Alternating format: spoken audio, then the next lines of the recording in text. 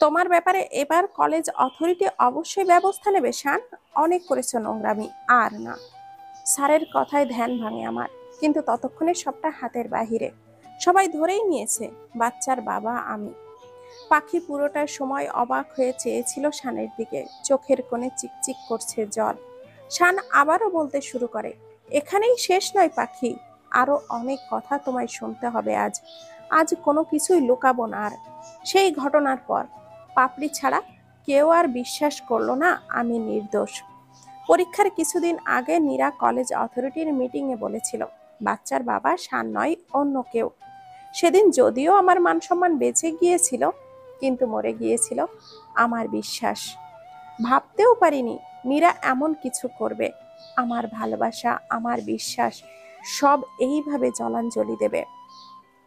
পাখি, আমার জীবনের এই কালো অধ্যায়কে আমি একদমই সামনে আনতে চাইনি, আর না চেয়েছি তোমায় আঘাত করতে।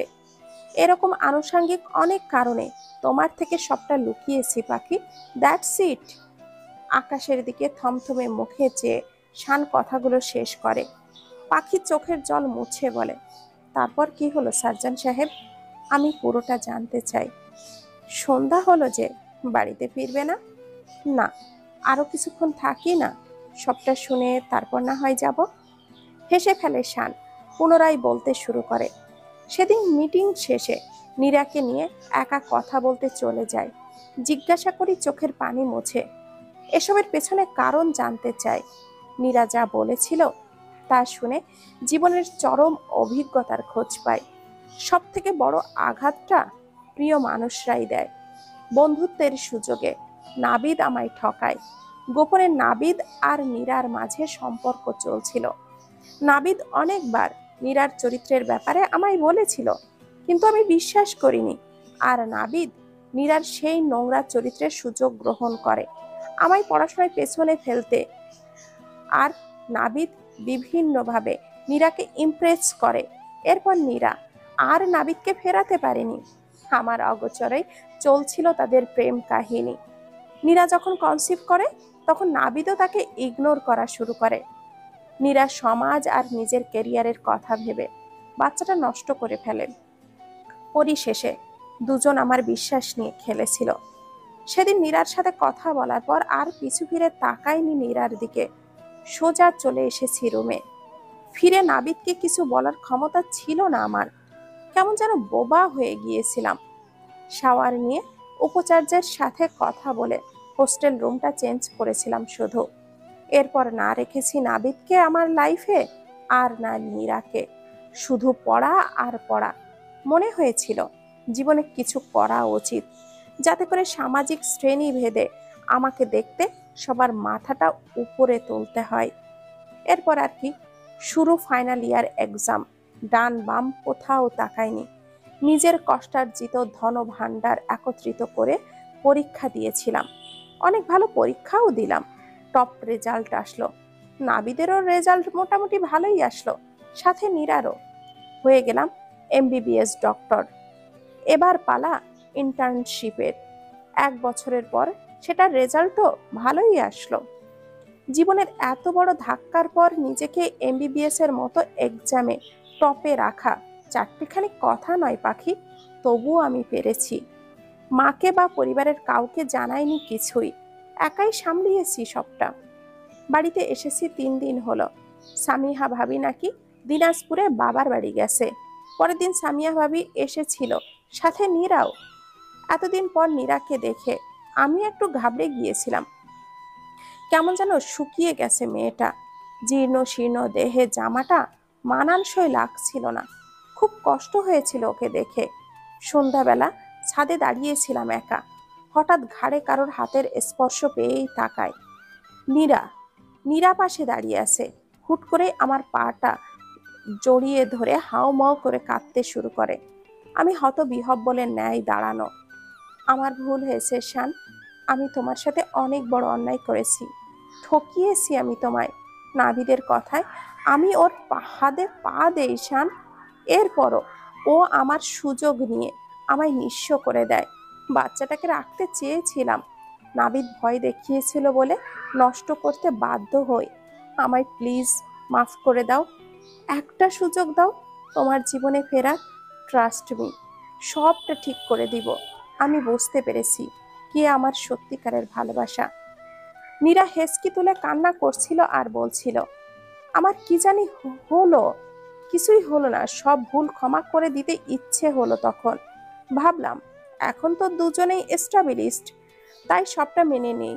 সত্যি বলতে, খুব ভালোবাসলে ভালোবাসার মানুষের হাজারটা ভুল ক্ষমা করা যায় হাসি মুখে। এটা একদমই কিন্তু করা উচিত নয়। আমিও তাই করলাম। জীবনের দ্বিতীয় ভুলটা করতে বসেছিলাম নীরাকে ওই দিন ক্ষমা করে আবারও জীবনে জড়াতে চেয়ে। ভুল হতে হতে বেঁচে গেছি। ভাগ্যিস মা ছাদের দরজার আড়ালে সবটা শুনে নেয়। কিন্তু অবাক করা বিষয় কি জানো, মা আমায় কিচ্ছুটি বুঝতে দেয়নি সেদিন। তারপর থেকে আবারও আমাদের নিয়মিত কথা হতো, দেখাটা তেমন হতো না দুজনের কাজের চাপে। একদিন নীরা বিয়ের ব্যাপারে কথা বলল বাড়িতে। আমিও মাকে জানালাম সবটা। না জেনে শান্ত স্বরে বলল। মা তখন বলল, নীরাকে এখানে আসতে বলো। যথারীতি নীরা চলে আসলো ওর বাবা মা সহ। সবাই বসেছি বিয়ের ব্যাপারে আলোচনায়। মা পুরোটা সময় নিশ্চুপ থেকেছে। এরপর মায়ের উত্তর ছিল, অসম্ভব, নীরাকে বউ করে আনবো না আমি। মা হয়তো নাবিদের সাথে নীরাকে দেখেই বুঝেছিল নীরা কিরকম একটা মেয়ে, তাই সেদিন না সিদ্ধান্তটাই অটল ছিল মা। মায়ের নাতে কেন জানি আমার তেমন কোনো অভিযোগ ছিল না। নীরার প্রতি আমার সহানুভূতি ছিল নাকি ভালোবাসা তা বুঝতে পারছিলাম না। হঠাৎ সামিহা ভাবি রাগে ফুঁসতে ফুঁসতে বলল, যখন আমার বোনকে ব্যবহার করেছে আপনার ছেলে, তখন কোথায় ছিল মা আপনার এই নাটা? কেন কেন বারণ করতে পারেননি তখন আপনার ছেলেকে? শান আর নীরার বাচ্চাও এসেছিল নীরার গর্ভে, তা কি আপনি জানেন? আমি যেন আকাশ থেকে পড়লাম ভাবির কথায়। পরে বুঝতে বাকি রইল না, নীরা সামিহা ভাবিকে মিথ্যা বলেছে। ওখানে বসা প্রত্যেকটা মানুষ অবাক হয়ে যায় ভাবির কথায়। আমি শুধু চেয়ে দেখছি মিথ্যা ক্রন্দনরত নীরার দিকে। অবাক হয়ে ভাবছি, একটা মেয়ে এতটা নিচে কি করে নামতে পারে? কিভাবে বলবো সবটা সবাইকে নীরার ব্যাপারে? তখন নিজেরই লজ্জা লাগছিল। আমি জানতাম এরকম কিছু একটা ঘটবে, তাই আপনাদেরকে এখানে ডেকেছি। বড় বৌমা, তোমার বোনের বাচ্চার বাবা আমার শান নয়, নাবিদ ছিল, ওদের বন্ধু। মায়ের কথায় ভাবনায় ছেদ পড়ে আমার। এরপর মা ছাদে দাঁড়িয়ে আমাদের শোনা সবটা কথাই একে একে সবার সামনে বলে দেয়। কিন্তু পরিশিষ্ট কি দাঁড়ালো, নীরার ফ্যামিলির কেউই আমাদের কথা বিশ্বাস করছিল না। সামিহা ভাবিও না। ভাবি সহ ভাবির পরিবার সেদিন থানায় কমপ্লেন করতে উদ্যত হয়। আমি সিদ্ধান্তহীনতায় ভুগছিলাম। মা আজ করতে পেরেছিল এই মিথ্যা বদনামের পরিণতি কি হতে পারে, কালো দাগ পড়তে পারে আমার ক্যারিয়ারে। তাই সেই রাতেই মা আমায় পাঠিয়ে দেয় আমেরিকায় চাচ্চুর কাছে। মা বাবা এদিকে সবটা সামলে নেয়। ফলে নীরার ফ্যামিলি আর থানা পুলিশ করার সুযোগ পায়নি। পরিবেশ পরিস্থিতি ঠান্ডা হবার পর ঠিক 7 মাস পর দেশে আসি। ততদিনে সবটা শান্ত হয়ে যায়। কিন্তু ভাইয়া ভাবিকে ডিভোর্সের সিদ্ধান্ত নেয়। আমার অনুরোধে সবটা ঠিক হয় আবার। মায়ের সেদিনকার একটা সিদ্ধান্তই আমার জীবনের দ্বার উন্মোচন করে দেয় আর বন্ধ করে দেয় আমার জীবনের কালো অধ্যায়টা। আমার দেশে ফিরে আসার পর সামিয়া ভাবি নিজের ভুলের জন্য মাফ চায় আমার কাছে।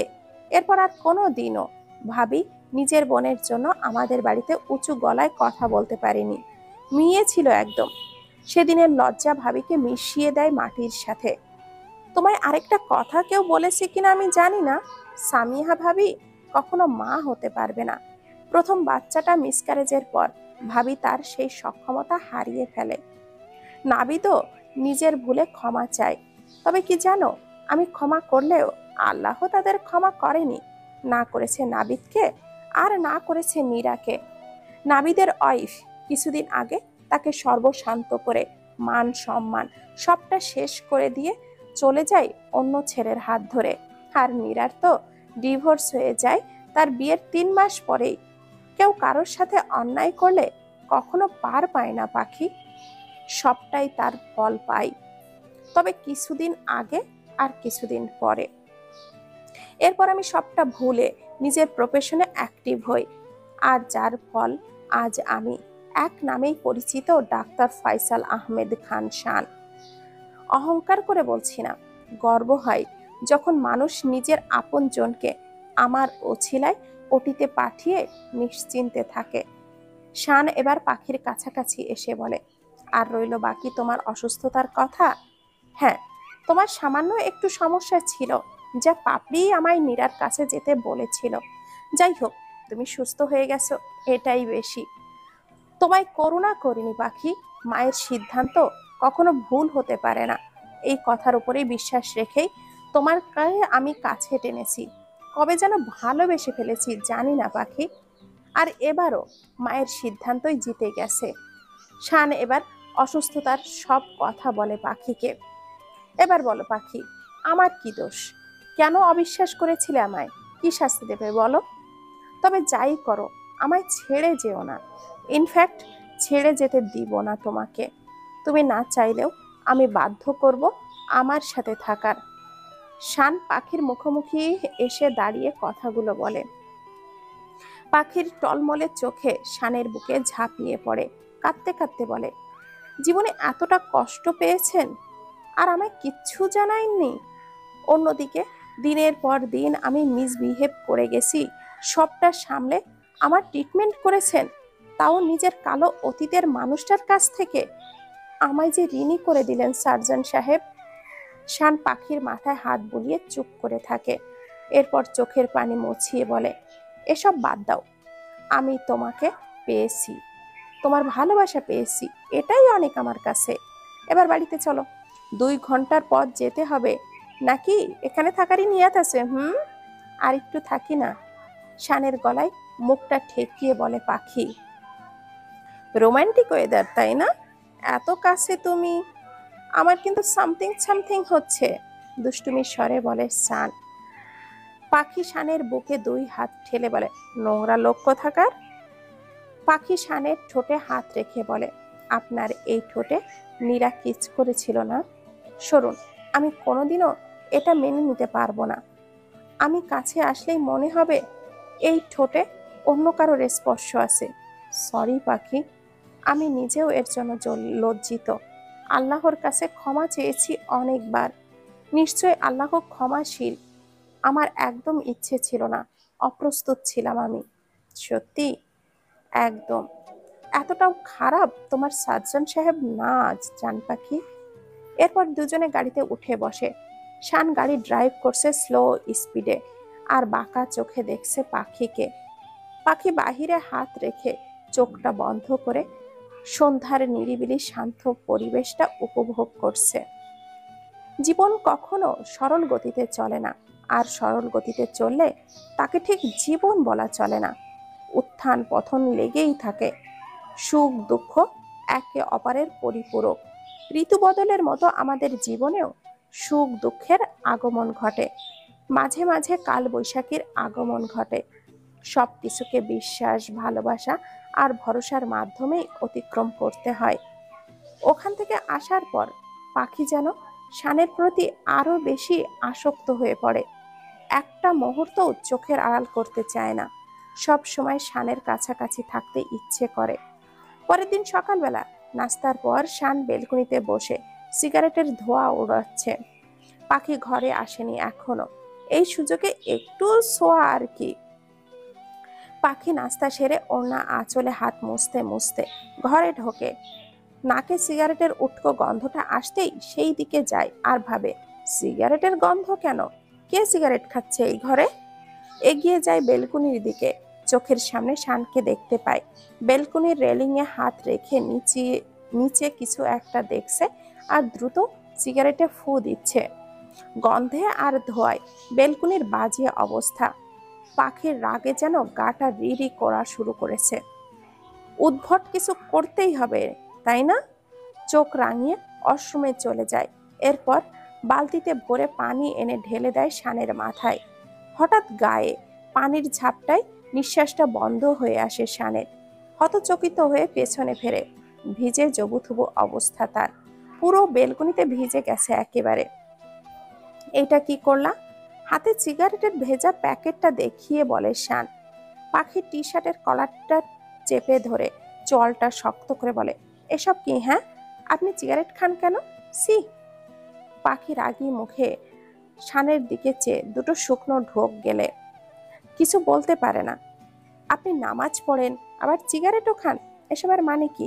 আর আপনি না ডাক্তার, তাও আবার হার্টের। নিজেই তো জানেন সিগারেট কতটা খারাপ জিনিস। মুখের গাম্ভীর্যতা এবার প্রগাঢ় করে বলে পাখি। শান বুঝতে পারে ব্যাপারটা, পাখি সহজে মেনে নিতে পারছে না। রাগ উঠেছে পাখির। আমার কথা তো শোনো। পাখির হাত দুটো দুই হাতে চেপে ধরে বলে শান। কি শুনবো? হ্যাঁ, সিগারেটের উপকারিতা কি সেটাই শুনবো? আরে তা বলছি নাকি তো। আসলে আমি তো চেইন স্মোকার না, মাঝে মাঝে একটু আধটু খাই যখন খুব অস্থির লাগে বা টেনশন জাগে। তা এখন কিসের অস্থিরতা আপনার শুনি? আর কিসেরই বা দুশ্চিন্তা শুনি একটু? শান চট করে পাখিকে পেছনে ঘুরিয়ে নেয়, এবার পেছন থেকে জড়িয়ে ধরে চুলে মুখ ডোবায় আস্তে আস্তে।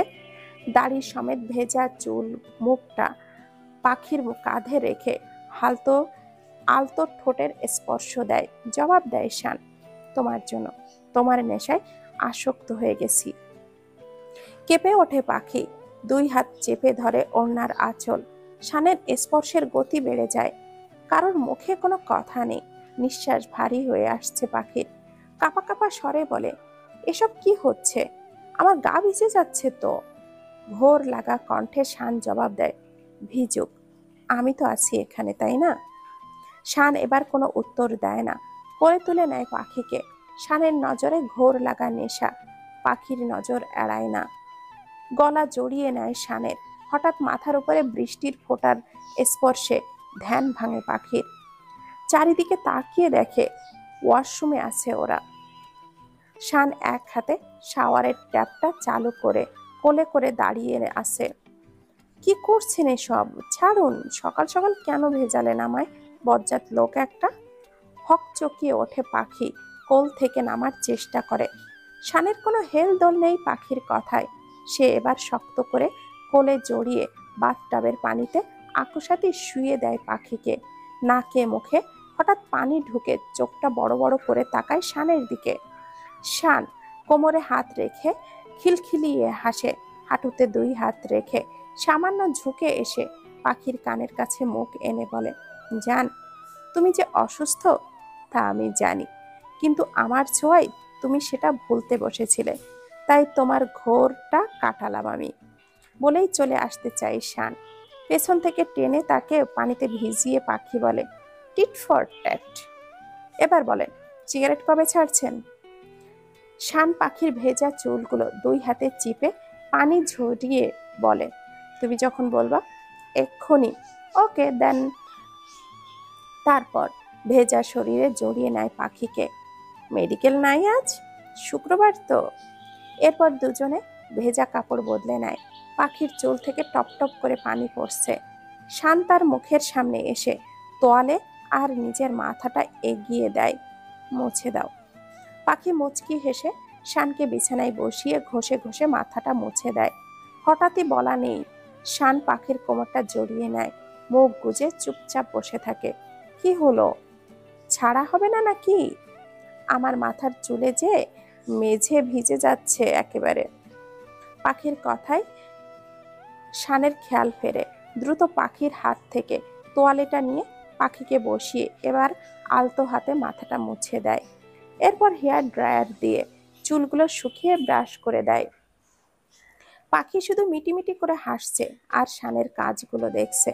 দুপুরের পর পাখি শানের ফোনটা নিয়ে দেখছে আর বলছে, আমার না ভীষণ আইসক্রিম খেতে ইচ্ছে করছে সার্জন সাহেব। কিছু একটা ভেবে শান বলে, বাইক রাউন্ড? প্রফুল্ল চোখে পাখি সাই দেয়, যাবো তো। ওকে, রেডি হও তবে। এরপর দুজনে ছুটিটাকে উপভোগ করতে ছুটে চলে অজানা গন্তব্যের দিকে। শহর ছেড়ে একদম গ্রামের রাস্তা, এলাকাগুলো বেশ মনোরম। এরকম লং জার্নি, তাও বাইকে করে, অনেক দিনের শখ ছিল পাখির। তাও যেন পূর্ণ হলো। পূর্ণ ভালো লাগায় ছেয়ে গেল পাখির মন। পেছন থেকে শক্ত করে জড়িয়ে ধরে বলে, I love you heart surgeon. Shaan আয়নার দিকে তাকিয়ে মুচকি হেসে বলে, শুধু মুখে আই লাভ ইউ নিব না, গালে একটা ইয়ে সমেত দিতে হবে। বলেই নির্জন একটা জায়গায় বাইক দাঁড় করায়। লজ্জায় পাখি এদিকে সেদিকে তাকিয়ে ফট করে গালে আলতো করে চুমু এঁকে দেয়। আবারও গাড়ি চলতে শুরু করে অজানা গন্তব্যে। সামনেই একটা বাজার চোখে পড়ে। সেখান থেকে কয়েকটা আইসক্রিম কিনে আবারও গাড়ি দ্রুত ঘুরিয়ে নেয় শান। লোকালয় ছেড়ে অনেকটা দূরে এসেছে তারা। আইসক্রিম খুলে দেখে গলতে শুরু করেছে। ঠোঁট উল্টে পাখি বলে, কি হলো এটা? শান হেসে বলে, আমি কি করব? চাইবে বলো, তোমার জন্য এখানেও ফ্রিজের ব্যবস্থা করি। পাখি মুখ বাঁকিয়ে আইসক্রিম খাওয়া শুরু করে। ঠোঁটের চারপাশে ছোট বাচ্চাদের মতো করে আইসক্রিমগুলো লেগে আসে। সেদিকে খেয়ালই নেই পাখির। শান নিজের খাওয়া থামিয়ে হাসতে থাকে। হাসছেন কেন পাগলের মতো? কপট রাগে বলে পাখি। তোমায় খুব সুন্দর লাগছে পাখি, হাসি চেপে রেখে বলে শান। কিন্তু হাসি যেন থামছেই না। পাখি শানের নজর অনুসরণ করে নিজের ঠোঁটে হাত রাখে। বুঝতে পারে শানের হাসির কারণ। হাতের উল্টো পিঠে মুছে নিলেই শান ওর হাতটা ধরে ফেলে। মুখটা থমথমে করে বলে, একটা ভুল করি জান, সরি। কথাটা শেষ করতে না করতেই শান পাখির অধরটাকে নিজের দখলে করে নেয়। পাখি আশেপাশে তাকিয়ে দেখে কেউ দেখলো কিনা। না, কেউ নেই এই দিকে। কেমন যেন বন জঙ্গলের মতো এলাকা। না আছে মানুষ, না আছে কোনো গাড়ির শব্দ। শান আবার পূর্বের কাজ করে। কিছুক্ষণ পর পাখি নিজেকে ছাড়িয়ে নিয়ে হাঁপাতে হাঁপাতে বলে, আপনি কি মানুষ? শান হাসতে হাসতে হাতের আইসক্রিমের দিকে দেখে হেসে ফেলে, কারণ ততক্ষণে আইসক্রিম গলে জল হয়ে গেছে। পাখির অভিমান বেড়ে দ্বিগুণ হয়। আপনার জন্য আমার সব আইসক্রিম শেষ হলো, নাকে কান্না করে টেনে টেনে বলে পাখি। পাখিকে এক হাতে টেনে জড়িয়ে ধরে শান, বলে, এরকম আইসক্রিমের স্বর্গে রাখবো তোমায় জান পাখি, সব সময়। এরপর কপালে গাঢ় চুম্বন এঁকে দেয়। পাখিও পরম আবেশে বুকে মাথা রেখে সামনের দিকে তাকায়। সবুজে সবুজে ভরা মাঠ, চোখ যতদূর যায় শুধু সবুজ আর সবুজ। একটা কথা বলবো? শানের বুকে মাথা রেখে দৃষ্টি সামনে রেখে বলে পাখি। বলো। নীরাকে আমি খুন করব। ডাইনি বুড়ির সব চুল আমি পুড়িয়ে ছাই করে দিব। হাহা, তোমার কিচ্ছু করা লাগবে না। ভরসা রাখো নিজের বরের ওপরে। সময়ই কথা হবে। তবে জীবনে যাই ঘটুক, আমি তোমায় ছাড়ছি না পাখি। At any cost I want you. তা হঠাৎ আমাদের এই রোম্যান্টিক টাইমে নীরাকে টানলে কেন বলো তো? মনে হলো তাই। আচ্ছা, নীরা আমার ফোন নাম্বারটা কোথায় পেল? ও হ্যাঁ, আরেকটা কথা, সামিহা ভাবি কাল এসেছিল আমাদের ঘরে নীরার ফোন দেওয়ার আগে। পাখির কথায় শানের শরীরটা রাগে টকবক করে উঠছে। বুঝতে বাকি রইল না, সামিহাই পাখির ফোন নাম্বারটা নীরাকে দিয়েছে। আমার অবর্তমানে ভাবিকে আমাদের ঘরে অ্যালাউ করবা না, আর তুমিও তার থেকে ডিস্টেন্স মেনটেন করবা, ওকে? হুম। শান পাখিকে আরেকটু জড়িয়ে আনমনে বলে, নীরা তোমাকে তো এবার কোনো ছাড়া যাবে না। এবার তো তোমার কোনো ছাড় নয়। দেখো তোমায় আমি কোথায় এনে নামাই। আমার বইয়ের চোখের প্রতিটা ফোঁটা পানির মূল্য তোমায় সুদে আসলে দিতে হবে। আর সামিহা ভাবির সময় ফুরিয়ে এসেছে আমাদের বাড়ি ছাড়ার। এরপর বিকেল নামার পরপরই আবার বাইক চালিয়ে ছুটে আসে বাড়ির দিকে। বড্ড ক্লান্ত লাগছে পাখি। এক জগ কফি হলে মন্দ হয় না। ড্রয়িং রুমের সোফায় গায়ে এলিয়ে দিতে দিতেই বলে শান, এই মেজো ভাইয়া, জগ কি রে, বালতিতে দিতে বলি। টিপ্পনি কেটে বলে টিনা। শান চোখ খুলে রাগী চোখে টিনার দিকে তাকিয়ে চাচিমাকে বলে, চাচিমা, এরে বিয়ে দিবা কবে? ইন্টারমিডিয়েট তো পাশ করলো কোনো মতে, আর দেখতে ইচ্ছে করছে না, চোখের সামনে ঘুরঘুর করছে খালি। শানের কথা শেষ হতে না হতেই সেই মুহূর্তেই রনির আগমন। Octopus octopus octopus.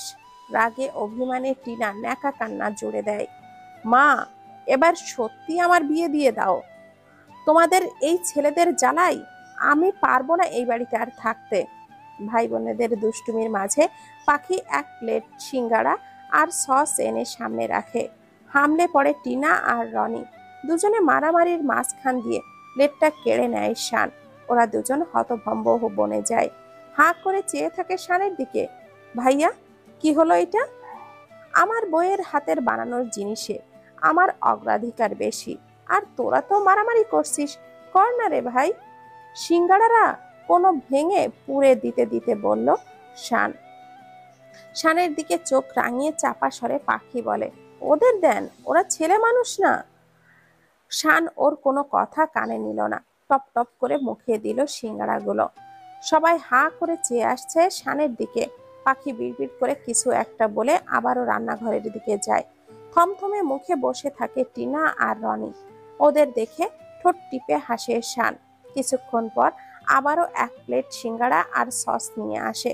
শান এবার ছো মারতে নিলেই টিনা প্লেট নিয়ে দৌড় দেয়। আগামীকালকের কিছু কাজ গুছিয়ে রাখছে শান। আর পাখি ফ্রেশ হতে ওয়াশরুমে চলে যায়। রাত অনেক হয়েছে, ঘুমাতে হবে। কিছুক্ষণ পর বের হয়ে দেখে শান এখনো ল্যাপটপে চোখ বুজে রেখেছে। কিছুটা ক্ষিপ্ত চোখে তাকিয়ে পাখি চটাং চটাং করে মেঝেতে হাঁটছে। এরপর আয়নার সামনে বসে গায়ে মুখে ময়শ্চারাইজার লাগাচ্ছে আর আর চোখে শানকে দেখছে। সেদিকে শানের কোনো তাকাবার সময়ই নেই। এক ধ্যানে চোখ রাখছে ল্যাপটপে। রাগে গাটা জ্বলে যাচ্ছে পাখির। কি এত কাজ অত বুঝি না। বিড়বিড় করতে করতে বিছানার কাছে যায়। ওড়নাটা মাথার কাছে রেখে ধপ করেই শুয়ে পড়ে। শান এবার আর চোখে একটু তাকিয়ে আবারও কাজে মনোযোগ দেয়। 2 মিনিট পর পরই পাখি বিছানায় ধূপধাপ শব্দ করে বারবার পাশ ফিরছে। একটু পর শান বিরক্ত হয়ে বলে, কি হলোটা কি? বিছানায় এত শব্দ কেন করছো স্টুপিড? পাশের রুমে রনি আছে না? তো কি হয়েছে? তাই বলে আমি ঘুমাবো না? সাধে কি আর গাধি বলি? পাখি মুখ বাঁকিয়ে বলে, লাইট বন্ধ করেন, আমি ঘুমাবো। বলেই শানের দিকে পিঠ করে শুয়ে পড়ে। মন খারাপ হয়ে যায় পাখির। প্রতিদিনকার অভ্যাস করে তার ভালো ভোলে সে, তবু তার বুকে মাথা না রাখলে ঘুম আসে না আমার। জানেন না তিনি? ভাবলেই জল গড়িয়ে পড়ে চোখ থেকে। শান বুঝতে পেরে ল্যাপটপটা বন্ধ করে পাখির হাতটা টেনে নিজের বুকের কাছে নিয়ে আসে। ছাড়ুন আমায়। হুম, আপনি আপনার কাজ নিয়ে থাকুন। শান নিঃশব্দে হেসে পাখিকে নিজের সাথে আরো মিশিয়ে নেয়। জীবনকে পরিপূর্ণ মনে হয় শানের। পরিবারের হাসি আনন্দ সব মিলিয়ে সবাই কত সুখী আজ। সরি জান পাখি। কেন? সে রাতে তোমায় অনেক টর্চার করেছিলাম। আমি ওইসব মনে রাখিনি সার্জন সাহেব।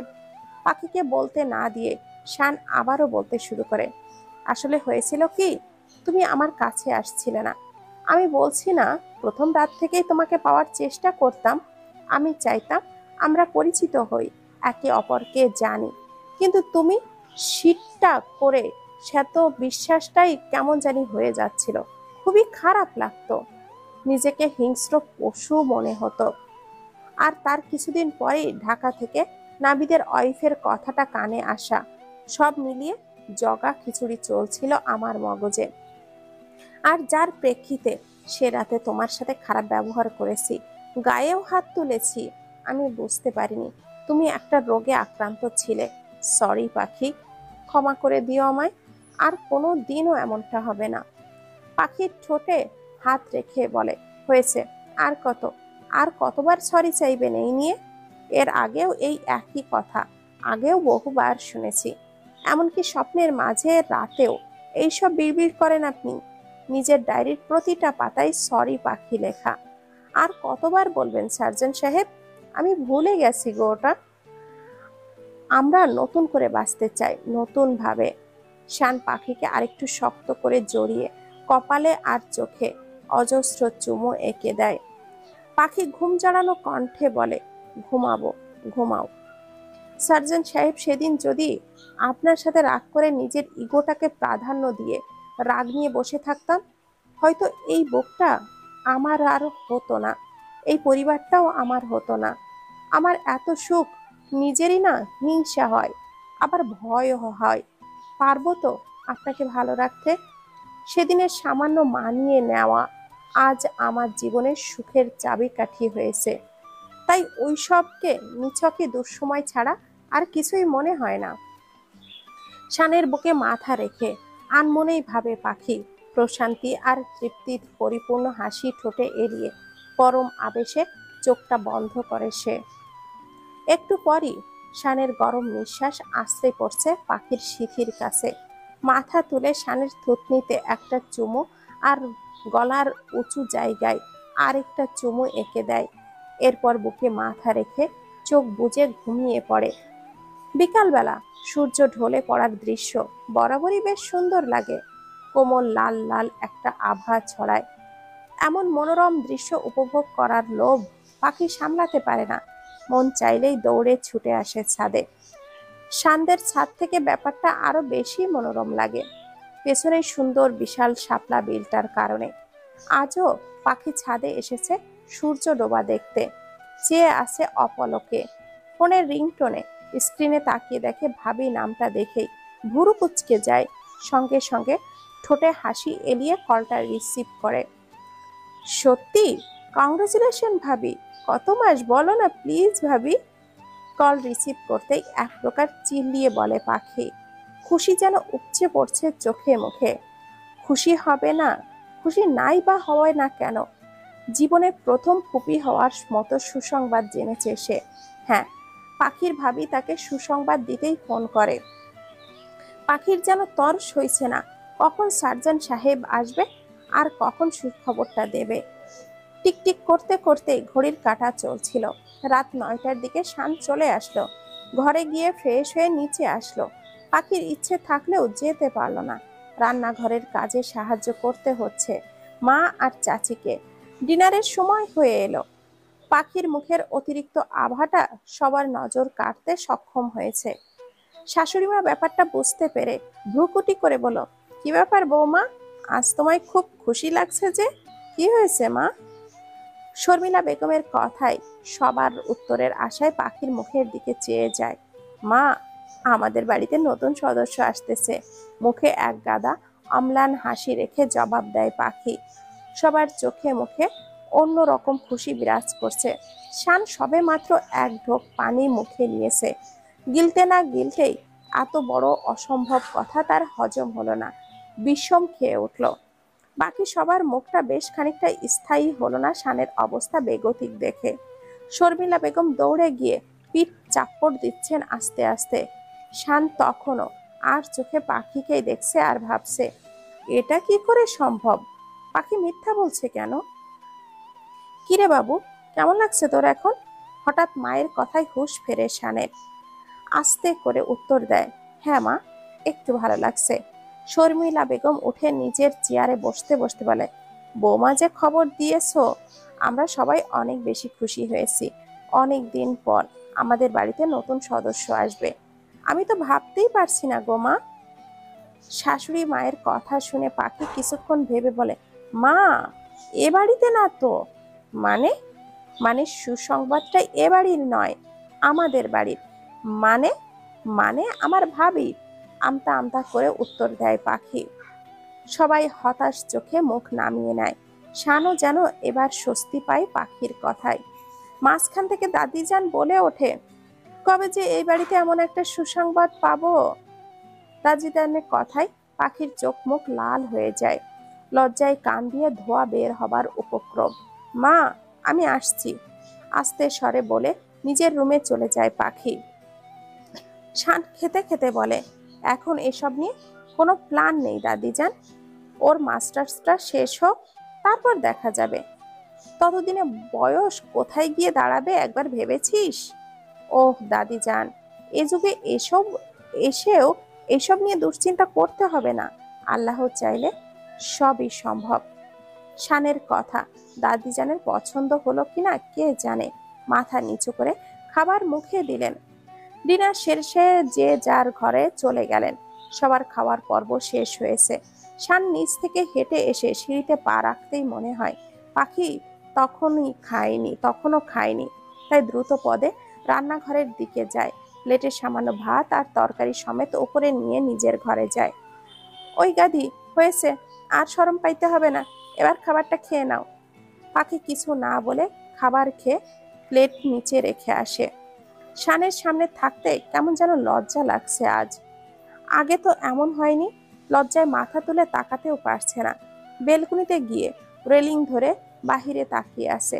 শান খানিকটা বুঝতে পেরে পাখির গা ঘেঁষে দাঁড়ায়।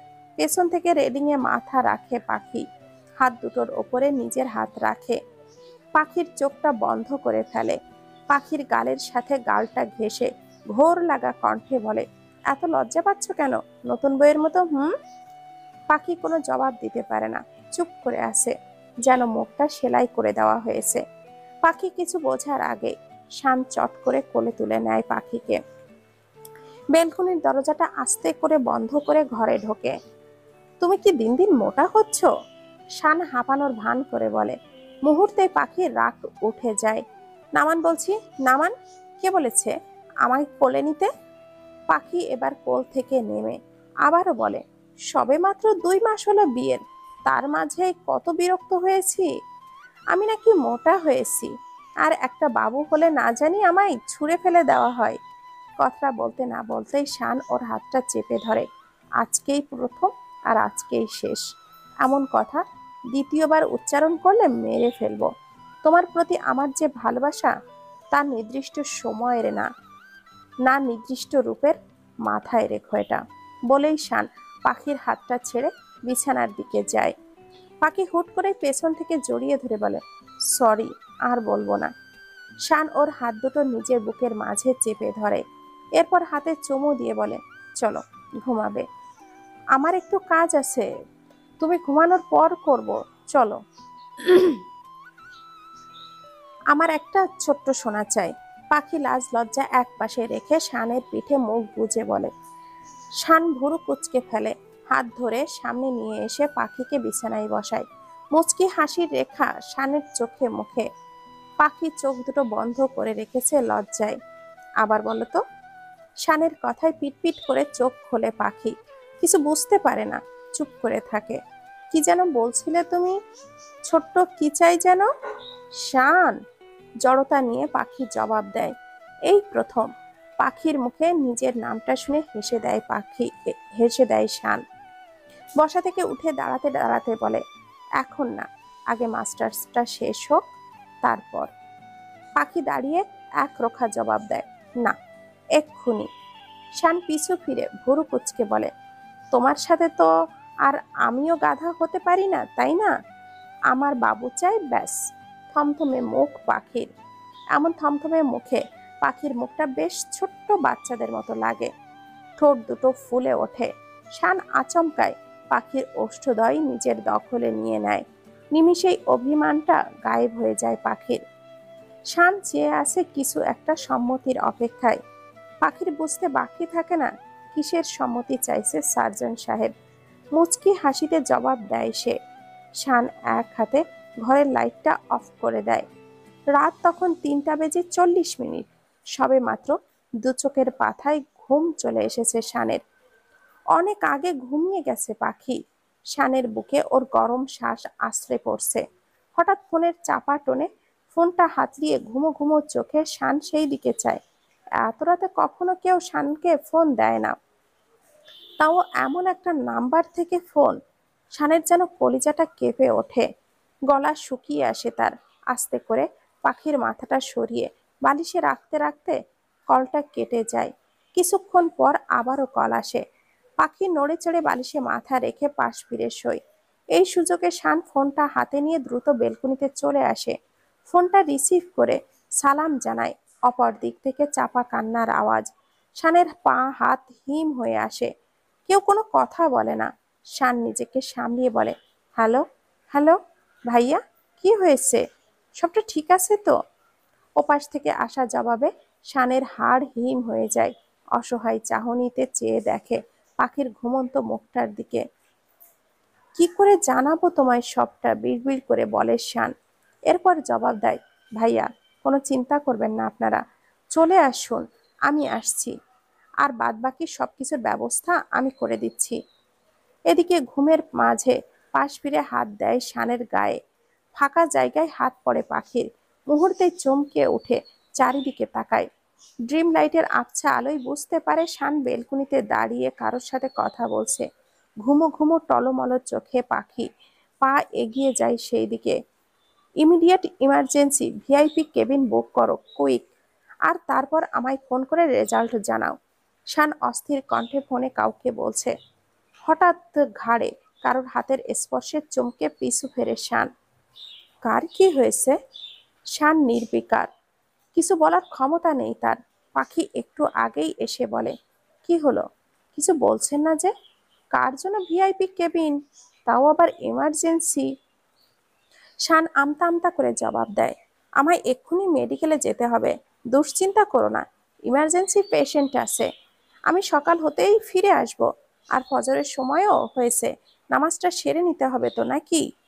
শান পাখিকে অগ্রাহ্য করে কিছুটা দমানোর বৃথা চেষ্টা করছে। পাখি কিছু বলতে যাওয়ার পূর্বেই শান বুঝতে পেরে সেখান থেকে ছিটকে সরে যায়। দ্রুত অসময়ে দরজাটা বন্ধ করে। এদিকে পাখির ঘুমের ঘোর এখনো কাটছে না দেখে আবারও বিছানায় গিয়ে গা এলিয়ে দেয়। কিছুক্ষণ পর শান শাওয়ার নিয়ে বের হয়ে দেখে পাখি আবারও ঘুমাচ্ছে। মুখটা দেখে কেমন যেন শানের ভেতরটা মোচড় দিয়ে ওঠে। পাখি জানলে কিভাবে রিয়াক্ট করবে? নিশ্চয়ই খুব কষ্ট পাবে। আমি জানাবো না, দেখি কেসটা কতদূর জটিল। ভাবতে ভাবতে কাবাডের দিকে আসে শান। ড্রেস পরে রেডি হয়ে নেয়। পুরোপুরি রেডি হয়ে পাখিকে আরেকবার ডাক দেয়, উঠছে না দেখে মাথার কাছে চলে যায়। বসে আবারও ভালো করে ডাকে, পাখি, এই পাখি, উঠবা না? নামাজ পড়তে হবে তো, ওঠো। আমি গেলাম। বলে উঠে যেতেই পাখি হাতটা চেপে ধরে। বলে ওঠে, আপনি নামাজ পড়বেন না? বাহিরের মসজিদে পড়ে নেব।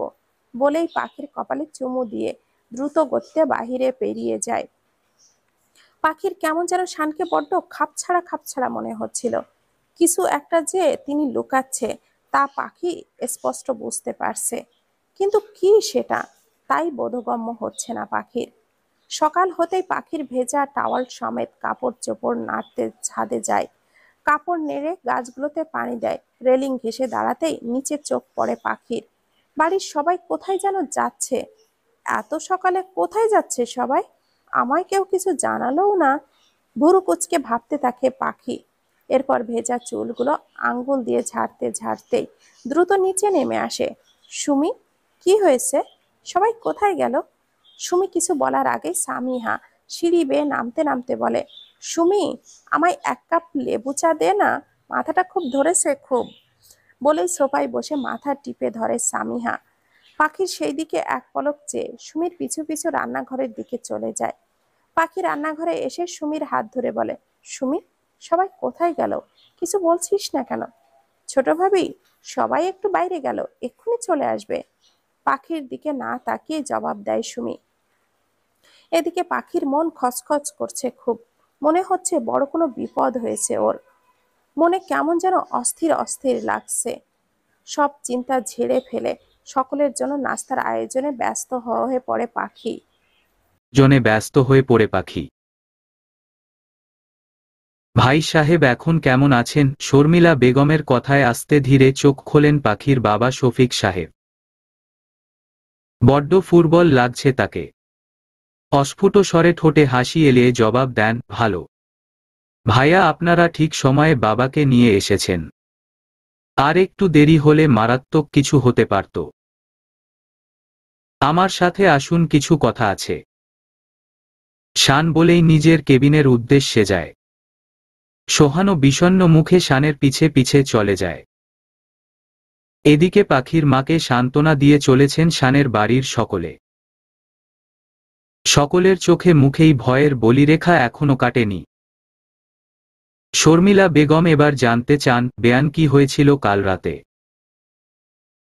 পাখির মা রাশিদা বেগম চোখের জল মুছে বলতে থাকেন, রাতে ভালো মানুষ খেয়ে ঘুমাতে গেল। ওনার হার্টের একবার সমস্যা হয়েছিল, যার চিকিৎসা এখনো চলছে নিয়মিত। কাল রাতে ঔষধ খেয়ে তিনি ঘুমিয়ে গেলেন। আমিও কাজকাম সব শেষ করে ঘুমাইলাম। হঠাৎ দেখি মানুষটা হাঁসফাঁস করছে, গা থেকে দরদর করে ঘাম ঝরছে, আর বুক চেপে বসে আছে। অস্ফুট স্বরে আমায় ডাকছে। আমি দ্রুত উঠে লাইট জ্বালালাম। ঘড়িতে তখন 3টা। তার ওই অবস্থা দেখে ঘাবড়ে গেলাম। কি করব বুঝতে পারছিলাম না। ছেলেকে ডাকতে লাগলাম। ছেলে দ্রুত উঠে এসে ওর বাবার ওই অবস্থা দেখে ঘাবড়ে যায়। ডাক্তারকে ফোন করলাম। ডাক্তার অত রাতে আসবে না বলে জানায়। ওই মুহূর্তেই সদর হাসপাতালে নিলাম, ওনারা রংপুরে নিতে বললেন। তারপর তো জামাইকে অত রাতে ফোন দিলাম। তখন আমরা রাস্তায়। জামাই তাড়াতাড়ি নাইট্রেট ট্যাবলেটটা ওনার জিহ্বার নিচে দিতে বললেন আর আলো বাতাসে রাখতে বললেন। আমরাও তাই করলাম। আর দ্রুত হাসপাতালে আনতে বললেন। তারপর তো বলেই মুখে আঁচল কেঁদে ফেলে পাখির মা। এত ভেঙ্গে পড়বে না পা। আল্লাহ আছেন, উনি সব ঠিক করে দেবেন। আর এখন তো ভাই সাহেব একটু সুস্থই আছেন। নিজেকে সামলা না পা। বলতে বলতেই পাশের চেয়ারে বসে পড়েন শানের চাচি। এদিকে শান সোহানকে নিজের কেবিনে এনে বলে, ভাইয়া বাবার এর আগেও হার্টে অ্যাটাক এসেছিল তাই না? সোহান বিষণ্ণ মুখে জবাব দেয়, 20 সালে একবার সাইলেন্ট অ্যাটাক হয়েছিল। লক্ষণ কোন কিছুই বুঝে উঠতে পারিনি।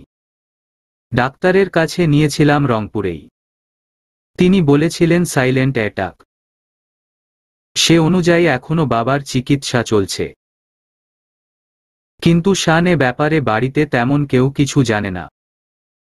শুধু জানে হার্টে একটু সমস্যা। বুঝই তো, মহিলা মানুষ দুশ্চিন্তা করে বেশি। বুঝতে পেরেছি ভাইয়া, চিন্তা করবেন না। আপনারা একদম ঠিক সময়ে নিয়ে আসতে পেরেছেন। এরপর শান কিছু চিত্র দেখিয়ে বলে, বিভিন্ন কারণে হার্টের রক্তনালীতে চর্বি ও রক্ত জমাট বেঁধে রক্তনালীতে ব্লক সৃষ্টি করে হার্টের কোষের মৃত্যু ঘটায়। চিকিৎসা বিজ্ঞানের ভাষায় এই অবস্থাকে আমরা হার্ট অ্যাটাক বলি। যা বাবার হয়েছে। এক্ষেত্রে প্রথমে ইসিজি করা হয়, প্রয়োজনে অক্সিজেনও সরবরাহ করতে হয়। আর তারপর এনজিওগ্রাম করে ব্লকের পরিমাণ নির্ধারণ করা হয়। ব্লকের পরিমাণের উপর বেইজ করে আমরা এনজিওপ্লাস্টি করে থাকি। অর্থাৎ বেশি মাত্রায় ব্লক ধরা পড়লে যা ঔষধে সমাধান সম্ভব নয়, তখন আমরা এনজিওপ্লাস্টি করি। এক্ষেত্রে প্রয়োজন অনুসারে হার্টে স্টেন্ট বা রিং পরানো হয়। শান হাতের কলমটা রেখে চশমাটা ঠিক করে দুহাত মুঠো করে বলে, ভাইয়া বাবার যে অ্যাটাকটা হয়েছে তা কোন সাধারণ অ্যাটাক নয়। এনজিওগ্রামে 3টি ব্লক ধরা পড়েছে। এর ফলে রিং বসাতে হয়েছে। দুশ্চিন্তার কারণ একটাই, ইতপূর্বের অ্যাটাকটা। তবে এখন থেকে মেডিসিন একদম নিয়মিত নিতে হবে। ভারী জিনিসপাতি উঠানো টোটালি নিষেধ। উনাকে কোনভাবেই উত্তেজিত করা যাবে না। খাবারে যথেষ্ট কেয়ারফুল হতে হবে। ভাজা পোড়া তো টোটালি অফ, গোস্তের পরিমাণ একদম কম। সবজির পরিমাণ বাড়াতে হবে। শান এবার কিছু প্রয়োজনীয় ঔষধ লিখে দেয়। সোহান হাসপাতালের বিলের ব্যাপারে জানতে চাইলে শান বলে, এসব নিয়ে আপনাদের ভাবতে হবে না ভাইয়া। আমি অলরেডি ম্যানেজ করে নিয়েছি। শোভানের ঠোঁটের কোণে কিঞ্চিত হাসি ফুটে উঠে। কিন্তু দুশ্চিন্তার রেখাটা স্পষ্ট জানান দিচ্ছে। ভাইয়া। হুম্মম জবাব দেয় সোহান। চিন্তা করবেন না, আল্লাহ আছেন। নিয়মিত ঔষধ সেবন করাবেন আর বাবাকে হাঁটাবেন নিয়ম মাফিক। আর আমি তো আছি। শান আবার বলতে শুরু করে, তবে একটা অনুরোধ, বাবার অ্যাটাকের ব্যাপারে পাখিকে কিছু জানাবেন না। আমি আমার বাড়িতেও বলে দিয়েছি সবাইকে। আর আপনারাও একটু খেয়াল রাখবেন যেন কোনোভাবেই পাখির কানে না যায়। ও এমনিতেই অনেক চাপা স্বভাবের। এই নিউজ জানতে পারলে ভিতরে ভিতরে দুশ্চিন্তা করবে। আমি চাচ্ছি না ও কোন রকম ভাবে খারাপ থাকুক। শানের কথায় সোহান লম্বা নিঃশ্বাস ছাড়ে। এত ভালো দায়িত্ববান ছেলে আজকাল পাওয়া ভার। আবার তার বোনেরও কত খেয়াল রাখে। গর্বে যেন সিনা টান হয়ে আসে সোহানের। হাসপাতালের কাজ মোটামুটি শেষ করে দুপুর ৩টার পর বিষণ্ণ বিধ্বস্ত শরীরে বাড়ি ফেরে শান, সাথে বাড়ির বাকি সদস্যরাও। পাখি তখন সিঁড়ি বেয়ে নিচে নামছে, চোখ পড়ে সবার দিকে। তোমরা সবাই কোথায় গেছিলে? শানের দিকে এক নজর দেখে পাখি সবার উদ্দেশ্যে বলে। সবাই কোন উত্তর না করে যে যার যার রুমে চলে যায়। শর্মিলা বেগম আর আহমেদ সাহেব গিয়ে সোফায় বসতে বসতে সুমির কাছে ফ্রিজে ঠান্ডা পানির ফরমায়েশ রাখে। শান স্থির দাঁড়িয়ে থাকে। দরজার দিকে তাকিয়ে নিজের মা আর ভাবিকে দেখে অবাক হয়ে যায় পাখি। দ্রুত পদে এগিয়ে যায় সেদিকে। মা, ভাবি, তোমরা এখানে হঠাৎ? পাখির মা কিছু না বলে ফ্যালফ্যাল করে চেয়ে থাকে মেয়ের দিকে। পাখি অস্থির হয়ে আবার বলে, কি ব্যাপার ভাবি, তুমি এ সময়ে গাড়ি করে রংপুর এসেছো কেন? কি ব্যাপার, তোমরা কেন কিছু বলছো না আমায়? মা, তোমাদের চোখ মুখ ফোলা কেন এমন? বাবা ভাইয়া কই? একা আসতে দিল? শান অবস্থা বেগতিক বুঝতে পেরে দ্রুত পাখির হাত ধরে উপরে নিয়ে যায়। যেতে যেতে বলে, মা, ভাবি আর মাকে ঘরে নিয়ে যাও। তুমি কি পাগল?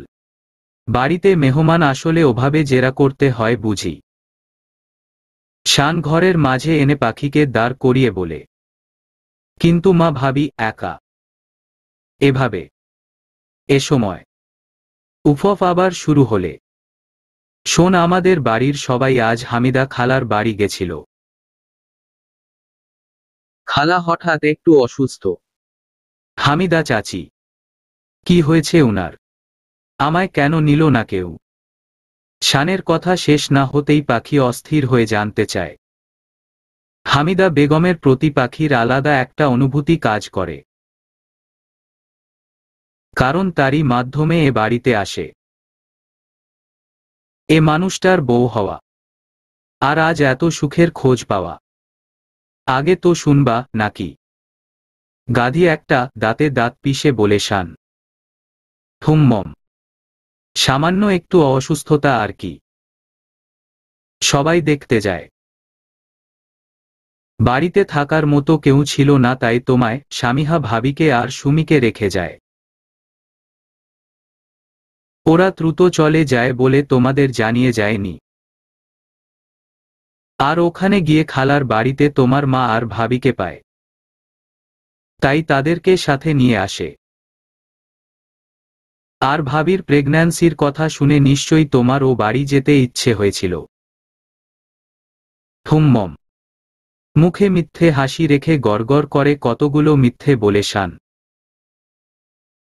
পাখির যেন ব্যাপারগুলো হজম হল না।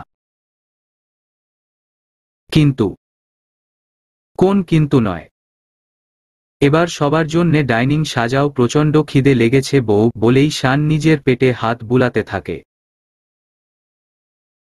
পাখিকে তবু আনমনে কিছু ভাবতে দেখে শান শক্ত করে ওকে জড়িয়ে ধরে বলে, আর বেশিক্ষণ সামনে থাকলে ভুল হয়ে যাবে কিন্তু।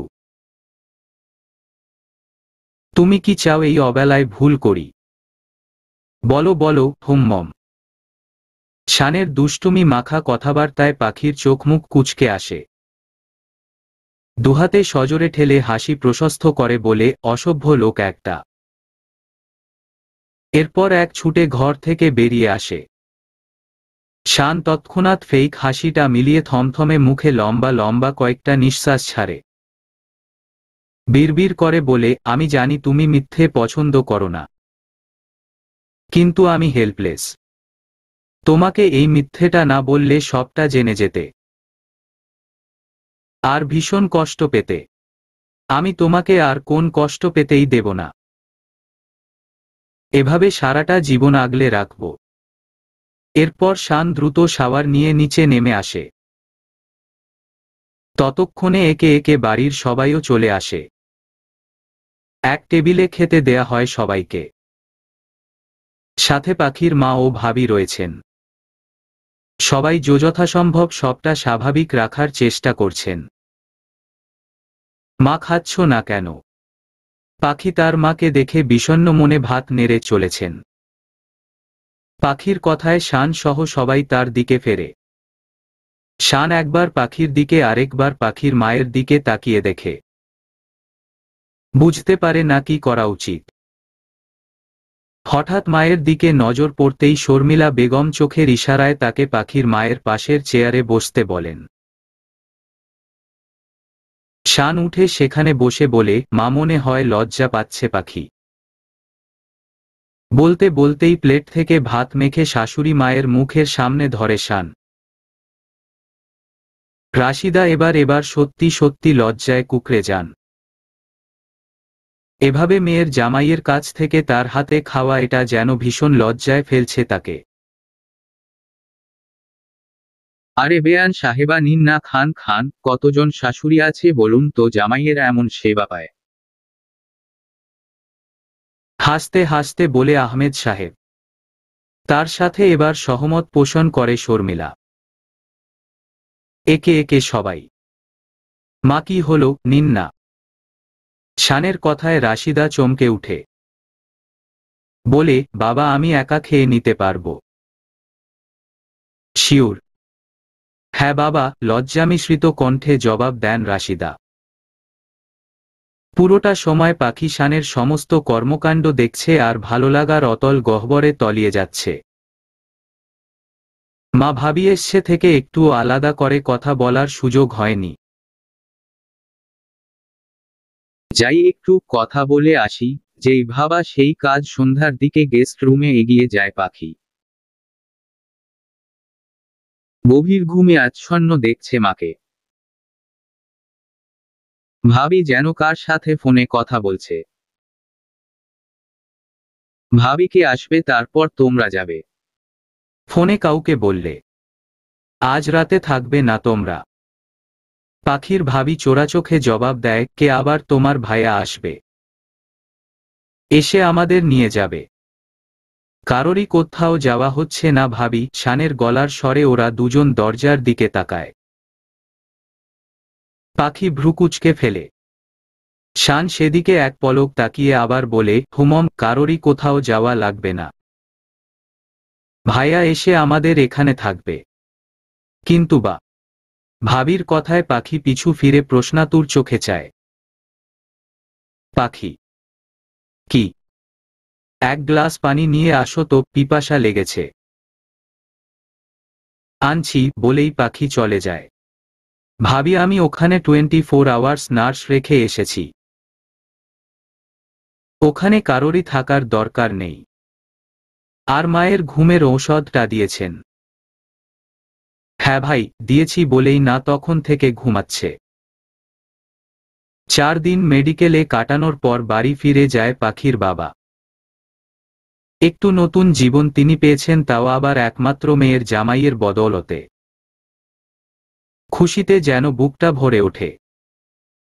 পরক্ষণে নিজের অসুস্থতার কথা ভেবে ভয়ে শুকনো ঢোক গিলে ভাবে, মেয়ের এত সুখ দেখতে পারবেন তো তিনি।